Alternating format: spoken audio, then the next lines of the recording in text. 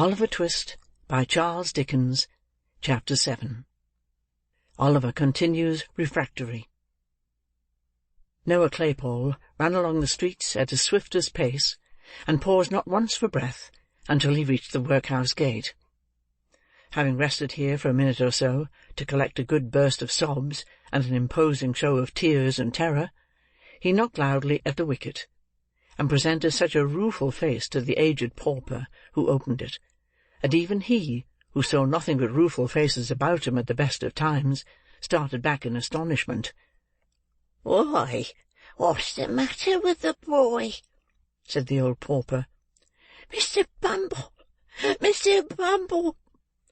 cried Noah, with well-affected dismay, and in tones so loud and agitated that they not only caught the ear of Mr. Bumble himself, who happened to be hard by, but alarmed him so much that he rushed into the yard without his cocked hat, which is a very curious and remarkable circumstance, as showing that even a beadle, acted upon a sudden and powerful impulse, may be afflicted with a momentary visitation of loss of self-possession and forgetfulness of personal dignity.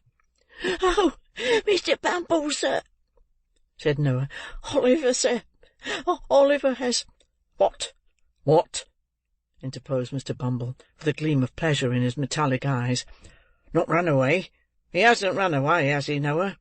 "No, sir, no, not run away, sir.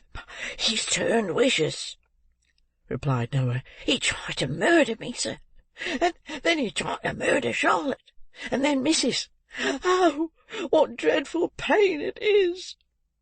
Such agony! Please, sir." And here Noah writhed and twisted his body into an extensive variety of eel-like positions, thereby giving Mr. Bumble to understand that, from the violent and sanguinary onset of Oliver Twist, he had sustained severe internal injury and damage, from which he was at that moment suffering the acutest torture. When Noah saw that the intelligence he communicated perfectly paralysed Mr. Bumble, he imparted additional effect thereunto by bewailing his dreadful wounds 10 times louder than before; and when he observed a gentleman in a white waistcoat crossing the yard, he was more tragic in his lamentations than ever, rightly conceiving it highly expedient to attract the notice and rouse the indignation of the gentleman aforesaid. The gentleman's notice was very soon attracted, for he had not walked 3 paces when he turned angrily round, and inquired what that young cur was howling for, and why Mr. Bumble did not favour him with something which would render the series of vocular exclamations so designated an involuntary process. "It's a poor boy from the free school, sir," replied Mr. Bumble, "who has been nearly murdered. All but murdered, sir, by young Twist." "By Jove!" exclaimed the gentleman in the white waistcoat, stopping short. "I knew it. I felt a strange presentiment from the very first that that audacious young savage would come to be hung. He has likewise attempted, sir, to murder the female servant," said Mr. Bumble, with a face of ashy paleness. "And his missus," interposed Mr. Claypole. "And his master too, I think you said, Noah?" added Mr. Bumble. "Oh, no, he's out, or he would have murdered him," replied Noah. "He said he wanted to." "Ah, said he wanted to, did he, my boy?" inquired the gentleman in the white waistcoat. "Yes, sir," replied Noah. "And please, sir, Missus wants to know whether Mr. Bumble can spare time to step up there directly and flog him, 'cause master's out." "Certainly, my boy, certainly," said the gentleman in the white waistcoat, smiling benignly, and patting Noah's head, which was about 3 inches higher than his own. "You're a good boy, a very good boy. Here's a penny for you. Bumble, just step up to Sowerberry's with your cane, and see what's best to be done. Don't spare him, Bumble." "No, I will not, sir," replied the beadle; and the cocked hat and cane having been by this time adjusted to their owner's satisfaction, Mr. Bumble and Noah Claypole betook themselves with all speed to the undertaker's shop. Here the position of affairs had not at all improved. Sowerberry had not yet returned, and Oliver continued to kick with undiminished vigour at the cellar door. The accounts of his ferocity, as related by Mrs. Sowerberry and Charlotte, were of so startling a nature, that Mr. Bumble judged it prudent to parley before opening the door. With this view, he gave a kick at the outside, by way of prelude, and, then applying his mouth to the keyhole, said, in a deep and impressive tone, "Oliver!" "Come, you let me out," replied Oliver from the inside. "Do you know this here voice, Oliver?" said Mr. Bumble. "Yes," replied Oliver. "Ain't you afraid of it, sir? Ain't you a-trembling while I speak, sir?" said Mr. Bumble. "No," replied Oliver boldly. An answer so different from the one he had expected to elicit, and was in the habit of receiving, staggered Mr. Bumble not a little. He stepped back from the keyhole, drew himself up to his full height, and looked from one to another of the three bystanders in mute astonishment. "Oh, you know, Mr. Bumble, he must be mad," said Mrs. Sowerberry. "No boy in half his senses would venture to speak so to you." "It's not madness, ma'am," replied Mr. Bumble, after a few moments of deep meditation. "It's meat." "What?" exclaimed Mrs. Sowerberry. "Meat, ma'am, meat," replied Bumble with stern emphasis. "You've overfed him, ma'am. You've raised an artificial soul and spirit in him, ma'am, unbecoming a person of his condition. As the board, Mrs. Sowerberry, who are practical philosophers, will tell you, what have paupers to do with soul or spirit? It's quite enough that we let them have live bodies. If you had kept the boy on gruel, ma'am, this would never have happened." "Dear, dear!" ejaculated Mrs. Sowerberry, piously raising her eyes to the kitchen ceiling. "This comes of being liberal." The liberality of Mrs. Sowerberry to Oliver had consisted of a profuse bestowal upon him of all the dirty odds and ends which nobody else would eat. So there was a great deal of meekness and self-devotion in her voluntarily remaining under Mr. Bumble's heavy accusation, of which, to do her justice, she was wholly innocent in thought, word, or deed. "Ah," said Mr. Bumble, when the lady brought her eyes down to earth again, "the only thing that can be done now, that I know of, is to leave him in the cellar for a day or so till he's a little starved down, and then to take him out and keep him on gruel all through the apprenticeship. He comes of a bad family, excitable natures, Mrs. Sowerberry. Both the nurse and doctor said that mother of his made her way here against difficulties and pain, and would have killed any well-disposed woman weeks before." At this point of Mr. Bumble's discourse, Oliver, just hearing enough to know that some allusion was being made to his mother, recommenced kicking with a violence that rendered every other sound inaudible. Sowerberry returned at this juncture. Oliver's offence having been explained to him, with such exaggerations as the ladies thought best calculated to rouse his ire, he unlocked the cellar door in a twinkling, and dragged his rebellious apprentice out by the collar.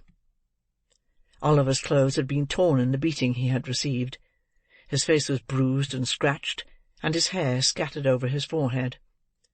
The angry flush had not disappeared, however, and when he was pulled out of his prison, he scowled boldly on Noah, and looked quite undismayed.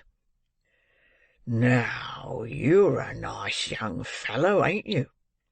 said Sowerberry, giving Oliver a shake and a box on the ear. "He called my mother names," replied Oliver. "Well, and what if he did, you little ungrateful wretch?" said Mrs. Sowerberry. "She deserved what he said, and worse." "She didn't," said Oliver. "She did," said Mrs. Sowerberry. "It's a lie," said Oliver. Mrs. Sowerberry burst into a flood of tears. This flood of tears left Mr. Sowerberry no alternative. If he had hesitated for one instant to punish Oliver most severely, it must be quite clear to every experienced reader that he would have been, according to all precedents in disputes of matrimony, established a brute, an unnatural husband, an insulting creature, a base imitation of a man, and various other agreeable characters, too numerous for recital within the limits of this chapter. To do him justice, he was, as far as his power went, it was not very extensive, kindly disposed towards the boy, perhaps because it was his interest to be so, perhaps because his wife disliked him. The flood of tears, however, left him no resource, so he at once gave him a drubbing which satisfied even Mrs. Sowerberry herself, and rendered Mr. Bumble's subsequent application of the parochial cane rather unnecessary. For the rest of the day he was shut up in the back kitchen, in company with a pump and a slice of bread, and at night Mrs. Sowerberry, after making various remarks outside the door, by no means complimentary to the memory of his mother, looked into the room, and amidst the jeers and pointings of Noah and Charlotte, ordered him upstairs to his dismal bed. It was not until he was left alone in the silence and stillness of the gloomy workshop of the undertaker, that Oliver gave way to the feelings which the day's treatment may be supposed likely to have awakened in a mere child. He had listened to their taunts with a look of contempt. He had borne the lash without a cry, for he felt that pride, swelling in his heart, which would have kept down a shriek to the last, though they had roasted him alive. But now, when there were none to see or hear him, he fell upon his knees on the floor, and, hiding his face in his hands, wept such tears as, God send for the credit of our nature, few so young may ever have cause to pour out before him. For a long time Oliver remained motionless in this attitude. The candle was burning low in the socket when he rose to his feet. Having gazed cautiously round him, and listened intently, he gently undid the fastenings of the door, and looked abroad. It was a cold, dark night. The stars seemed, to the boy's eyes, farther from the earth than he had ever seen them before. There was no wind, and the sombre shadows thrown by the trees upon the ground looked sepulchral and death-like from being so still. He softly reclosed the door. Having availed himself of the expiring light of the candle to tie up in a handkerchief the few articles of wearing apparel he had, sat himself down upon a bench to wait for morning. With the first ray of light that struggled through the crevices in the shutters, Oliver rose and again unbarred the door. One timid look around, one moment's pause of hesitation, he had closed it behind him, and was in the open street. He looked to the right and to the left, uncertain whither to fly. He remembered to have seen the waggons, as they went out, toiling up the hill. He took the same route, and arriving at a footpath across the fields, which he knew, after some distance, led out again into the road, struck into it, and walked quickly on. Along this same footpath, Oliver well remembered he had trotted beside Mr. Bumble, when he first carried him to the workhouse from the farm. His way lay directly in front of the cottage. His heart beat quickly when he bethought himself of this, and he half resolved to turn back. He had come a long way, though, and should lose a great deal of time by doing so. Besides, it was so early that there was very little fear of his being seen, so he walked on. He reached the house. There was no appearance of its inmates stirring at that early hour. Oliver stopped and peeped into the garden. A child was weeding one of the little beds. As he stopped, he raised his pale face, and disclosed the features of one of his former companions. Oliver felt glad to see him before he went, for though younger than himself, he had been his little friend and playmate. They had been beaten and starved and shut up together many and many a time. "Hush, Dick," said Oliver, as the boy ran to the gate, and thrust his thin arm between the rails to greet him. "Is anyone up?" "Nobody but me," replied the child. "You mustn't say you saw me, Dick," said Oliver. "I'm running away. They beat and ill-use me, Dick, and I'm going to seek my fortune some long way off. I don't know where. How pale you are! I heard the doctor tell them I was dying," replied the child with a faint smile. "I'm very glad to see you, my dear. But don't stop. Don't stop." "Yes, yes, I will, to say good-bye to you," replied Oliver. "I shall see you again, Dick. I know I shall. You'll be well and happy." "I hope so," replied the child. "After I am dead, but not before. I know the doctor must be right, Oliver, because I dream so much of heaven and angels and kind faces that I never see when I'm awake. Kiss me," said the child, climbing up the low gate, and flinging his little arms around Oliver's neck. "Good-bye, dear. God bless you." The blessing was from a young child's lips, but it was the first that Oliver had ever heard invoked upon his head.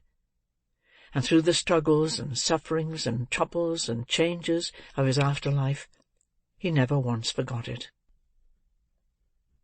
End of chapter 7.